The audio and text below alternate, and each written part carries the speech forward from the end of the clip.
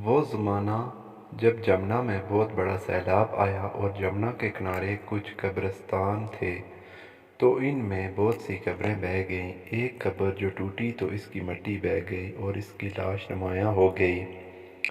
یہ پانی تو ہٹ گیا لیکن وہ لاش رکھی ہوئی تھی۔ مولوی مصطفیٰ کا بیان ہے کہ اس لاش کو دیکھنے کے لیے آس پاس بہت سے دھوبی جو کپڑے دھو رہے تھے وہاں آ کر جمع ہو گئے، اور شہرت یہ ہوئی تو شہر سے بھی لوگ آئے۔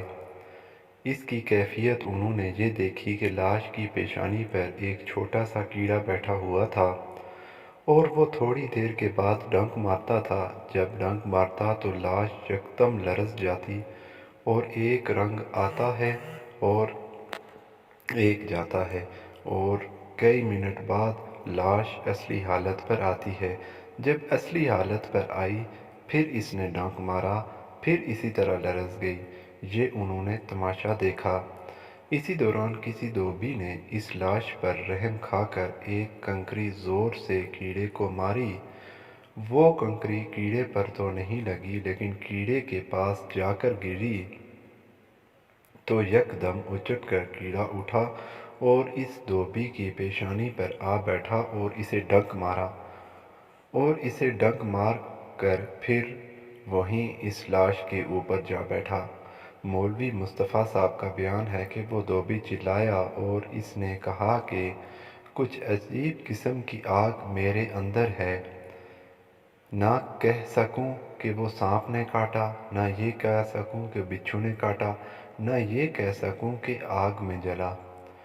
کہہ کچھ نہیں سکتا کہ وہ کس قسم کی گرمی ہے، مگر یوں معلوم ہوتا ہے کہ ہر ریگ میں ہزاروں بچھو پڑے ہوئے ہیں جو ڈنک مار رہے ہیں۔ خیر اس کے ہاتھ وغیرہ باندھ دیے گئے، اب مجمع بدستور ہے۔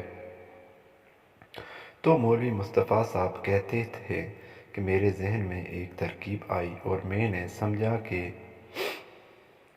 یہ کیڑا کوئی عالم مادی چیز نہیں ہے، یہ کوئی عذاب خداوندی ہے جو اس میت پر ہے۔ تو بجائے اس کے کہ اسے کنکر مارتا ہوں، میں نے اس میت کے قریب بیٹھ کر سورہ یاسین پڑھنی شروع کی۔ اس کے علاوہ کچھ قرآن شریف کی آیتیں اور صورتیں جو مجھے یاد آئیں۔ جوں جوں میں پڑھتا جا رہا تھا وہ کیڑا مضمحل یعنی مروا ہوتا جاتا ہے۔ تقریباً آدھا گھنٹہ تلاوت کرنے کے بعد وہ کیڑا بالکل مضمحل ہو کر ایسا رہ گیا جیسے راکھ ہو جاتی ہے۔ اس کے بعد ہم نے اس میت کو دفن کر دیا اور وہ دھوبی 2-3 دن زندہ رہا اور یہ کہتا تھا کہ میں اپنے کرب و بے چینی کا بیان نہیں کر سکتا۔ خطبات حکیم الاسلام ج